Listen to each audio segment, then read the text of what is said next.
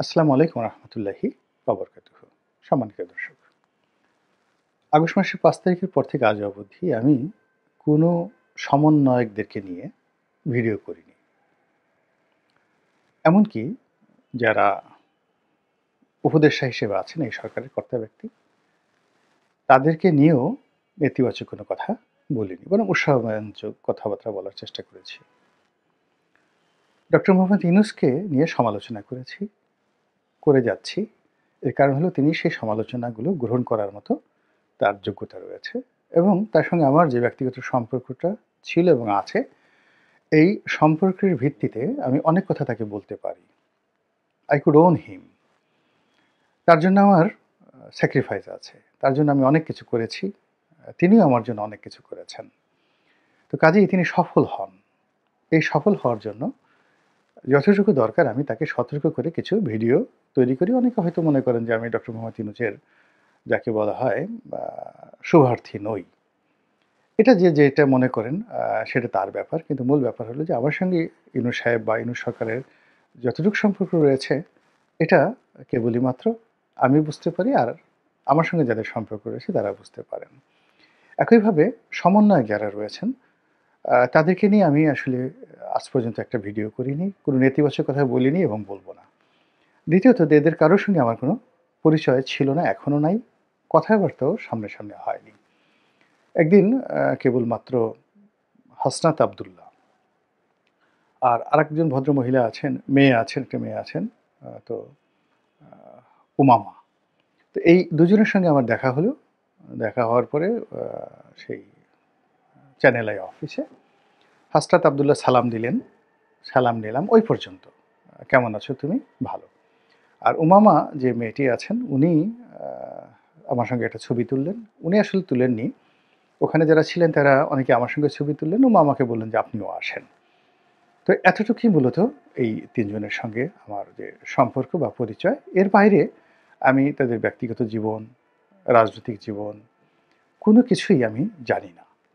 কিন্তু তারা যখন ডিবি অফিসে ছিলেন, নির্যাতিত হয়েছেন, তখন বাংলাদেশের হাজারো মানুষের মতো আমিও তাদের পক্ষে দাঁড়িয়েছি, তাদের পক্ষে কথা বলেছি এবং আমার অবস্থান থেকে জুলাই মাসে তাদের পক্ষে কথা বলা, মানে ডিবি অফিসে যারা আটক ছিলেন তাদের পক্ষে ভিডিও করা ওই মুহূর্তে কতটা ঝুঁকিপূর্ণ ছিল, এটি এখন কেউ কল্পনা করতে পারবে না। এখন স্বাধীন বাংলাদেশে সবাই যে যার মতো করে সেনাবাহিনী প্রধানকে গালাগাল দিচ্ছেন, আইজি সাহেবের বাপমা তুলে গালাগাল দিচ্ছেন। কিন্তু জুলাই আগস্টের সময়টিতে সেনাপ্রধান, আইজি সাহেব তো দূরের কথা, ডিবি হারুনের যে গাড়ির ড্রাইভার, তিনি যদি অনেক বড় মানুষকে বলতেন যে তুমি কান ধরে উঠে বসো প্রকাশ্য রাজপথে, সেই ডিবি হারুনের যে ড্রাইভারের হুকুম তামিল না করে বাপের বেটার মতো সেই হারুনের ড্রাইভারের গালের উপর ঠাস করে দুটো চড় বসিয়ে দেওয়ার মতো ক্ষমতা এই বাংলাদেশের কয়জনের ছিল আপনারা খুব ভালো করে জানেন। আর শেখ হাসিনার কথা বলা তো দূরের কথা, বিরুদ্ধে কথা বলা তো দূরের কথা, তার নাম শুনলে ভয়ে চুল খাড়িয়ে যেত, পশম দাঁড়িয়ে যেত এবং তাকে মনে হতো যে এ সব পারে। এ মানে যাকে বলে আমি যখন ঘুমিয়ে থাকি কী চিন্তা করি এটাও শেখ হাসিনা বুঝতে পারে। এবং সবাই ডান্ডা বেড়ির কথা চিন্তা করতো, সবাই চিন্তা করতো যে আমাকে কখন গুম করে ফেলা হবে, কখন মেরে ফেলা হবে। এবং এই ভয়ে দেখা গেল শেখ হাসিনার পাত্র মিত্রকে বহু উপহার দিয়ে অনেক নেতা এই রাজনীতিতে টিকেছিলেন।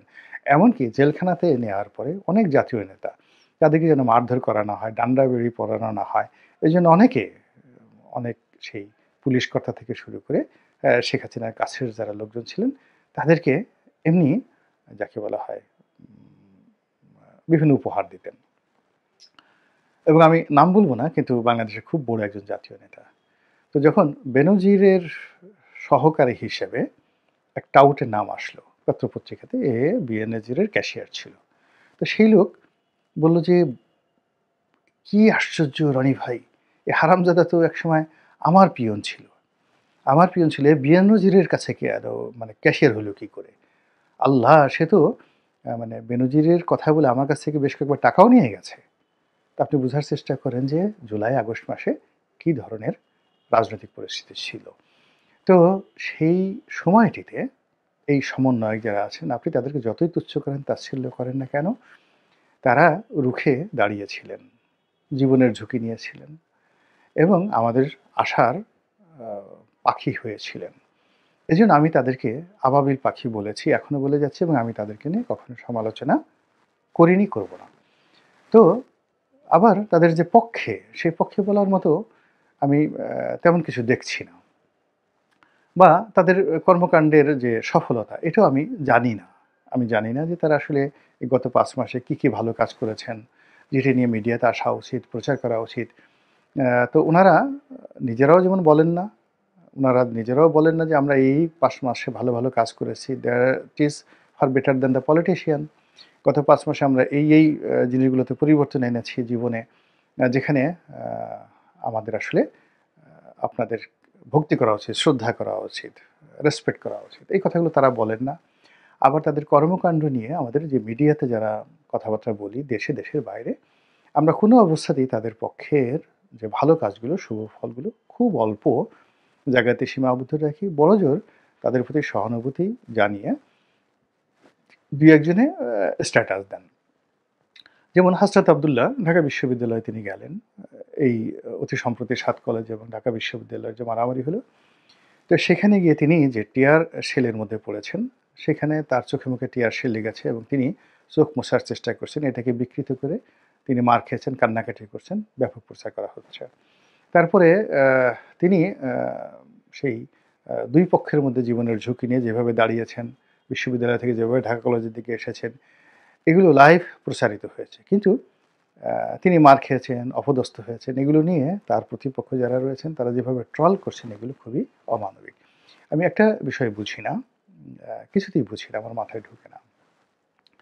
যে এই সমন্বয়কদের মধ্যে আমরা মাহফুজকে চিনতাম না, সে সবসময় আন্ডারওয়ার্ল্ডে ছিল, মাস্টার মাইন্ড। কিন্তু আ বাকি যারা আছেন, অর্থাৎ উপদেষ্টাদের মধ্যে ২ জন, আসিফ মাহমুদ এবং আ নাহিদ ইসলাম, আমরা তো তাদেরকে চিনি, আগের থেকে চিনি। ২ নম্বর হলো যে বাইরে যারা সমন্বয়ক হিসেবে যারা দায়িত্ব পালন করছেন, সেটা উমামা হোক কিংবা সার্জিস হোক কিংবা হাসনাত আব্দুল হোক, আমরা তো তাদেরকেও চিনি। তো এরা সবাই আমাদের ছেলের বয়সী, কেউ বলেন, অনেকে বলেন তাদের নাতির বয়সী, মেজর হাফিজ বলেন নাতির বয়সী। তো আমাদের ছেলে বা নাতি যদি এই পর্যায়ে থাকতেন, মানে এই কাজগুলো তারা যেটা করেছে, সেই কাজটা যদি আমার ছেলে করতেন বা আমার নাতি করতেন, আমি কি করতাম? আমি কি তাদেরকে গালাগালি করতাম বলেন? আর দ্বিতীয়ত যে, যে নির্মম এবং নিষ্ঠুর ভাষায় আমরা এই তরুণদেরকে যেভাবে গালাগাল দিচ্ছি, যেভাবে সমালোচনা করছি, এখন কারো চেহারা কেমন হবে, গায়ের রং কেমন হবে, এটা তো একমাত্র আল্লাহ রাব্বুল আলামিন। আকৃতি কেমন হবে? সার্জিস কেন বেঁটে হলো? তারপরে এটা তো আল্লাহ তাকে বানিয়েছেন। কারো দেহ সৌষ্ঠব নিয়ে কথা বলা কবিরা গুনাহ। কিন্তু আমরা সেই কাজগুলো করছি, বড় মানুষ। তারপরে ওর কপালে কেন দাগ বেশি? হাসনাত আব্দুল্লাহর কপালে দাগ বেশি। এটা নামাজের কারণে বা অন্য কোনো কারণে হতে পারে। এখন এটা নিয়ে লোকজন ঠাট্টা মশকরা কেন করবে? কি কারণে করছে? এটা এক ধরনের মানসিক বৈকল্য। তারপরে সে হঠাৎ করে মোটা হলো কেন? সে তো আগে মোটা হয়েছে। তারপরে সে সব জায়গায় এখন যায় কেন? সব জায়গাতে ঝাঁপিয়ে পড়ে কেন? তার এমন কি দায় পড়েছে? তো এই সকল কথাবার্তা যা কিছু হচ্ছে, তার আয় কি, রোজগার কি, সে তারা গাড়িতে চলে কেন? গাড়িতে যায় কেন? আর এইগুলো হয় কি, তারা তো আমাদের এই সমাজের পলিটিশিয়ানদের মতো কৌশলী নন। আ দুর্নীতির যে পরতে পলিটিশিয়ানরা যে দক্ষতা দেখিয়েছেন, সেই দক্ষতাও তারা অর্জন করেননি।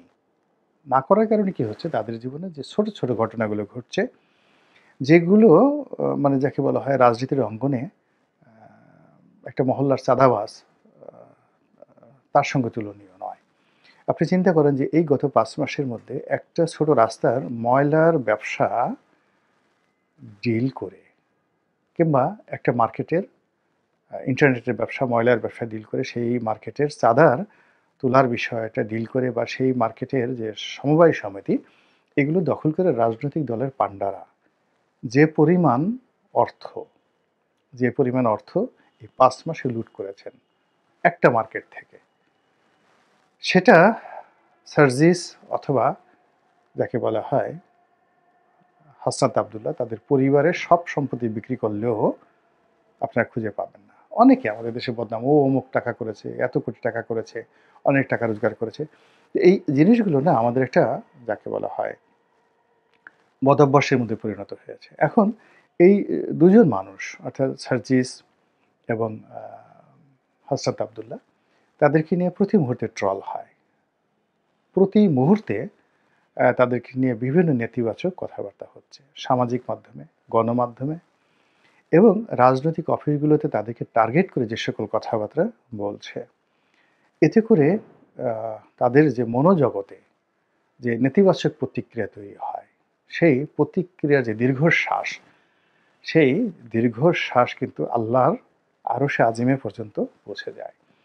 আল্লাহ আমাদের সবাইকে বলেছেন যে ও আম্মা বিনিয়ামতে রব্বিকা ফাহাদ্দিস। আল্লাহ রাসূলকে বলছেন, দেখেন কত সুন্দর কথা, আলাম ইয়াজিদকা ইয়াতীমান ফাওয়া, হে নবী, আমি কি আপনাকে এতিম হিসেবে পাইনি? এখন আল্লাহ রাসূলকে আল্লাহ যেটা বলেছেন, আলাম ইয়াজিদকা ইয়াতীমান ফাওয়া, আমি কি আপনাকে এতিম হিসেবে পাইনি? তো এটা আপনি চিন্তা করেন যে আমাদেরকে যদি জিজ্ঞাসা করা হয় যে জুলাই আগস্ট মাসে তোমরা কি ছিলে? এতিম ছিলে, ভবঘুরে ছিলে, অসহায় ছিলে, দুর্বল ছিলে। তো আমি কি তোমাদেরকে সেই অসহায় অবস্থায় পাইনি? তারপরে কি বলেছেন? যে এরপর আমি তোমাকে আশ্রয় দিয়েছি। এরপর আমি তোমাকে, আল্লাহ রাসূলকে বলছেন, আমি তোমাকে আশ্রয় দিয়েছি। সুতরাং যেহেতু তোমাকে আশ্রয় দিয়েছি, ওয়াম্মা বিনিয়ামতি রব্বিকা ফাহাদ্দিস, আশ্রয় দিয়েছি, প্রতিষ্ঠিত করেছি এবং আপনার প্রতি যে নিয়ামত দেওয়া হয়েছে সেই নিয়ামতের শুকরগুজার আদায় করুন। এখন আমরা অনেক রক্তের বিনিময়ে, ত্যাগ এবং তিতিক্ষার বিনিময়ে নিয়ামত পেয়েছি এই বর্তমান হাসিনা মুক্ত বাংলাদেশ। এখন সেই বাংলাদেশের নিয়ামতের উপলক্ষ কিন্তু এই সার্জিস এবং হাসনাত আবদুল্লাহর মতো শত শত যারা রয়েছেন, যেহেতু তাদের নেতৃত্বের গুণাবলী বেশি, তাদের মধ্যে লিডারশিপ কোয়ালিটি রয়েছে, এই জন্য আমরা তাদেরকে দেখছি, কিন্তু তাদের পেছনে লক্ষ লক্ষ এরকম হাসনাত সার্জিস রয়েছে। আমরা যখন এই দুজনকে অপমান করছি, আলটিমেটলি আমাদের মধ্যে আনগ্রেটফুলনেস রয়ে গেছে এবং আল্লাহ রাব্বুল আলামিন অকৃতজ্ঞ জাতি এবং ব্যক্তিকে সবচেয়ে বেশি অপছন্দ করে। বনী ইসরাইল জাতিকে বারবার ধ্বংস করেছে আল্লাহ রাব্বুল আলামিন, শেষ করে দিয়েছে। তাদের মূল কারণ হলো তারা অকৃতজ্ঞ, তারা আল্লাহর কোনো নেয়ামতের শুকরগুজার করেনি।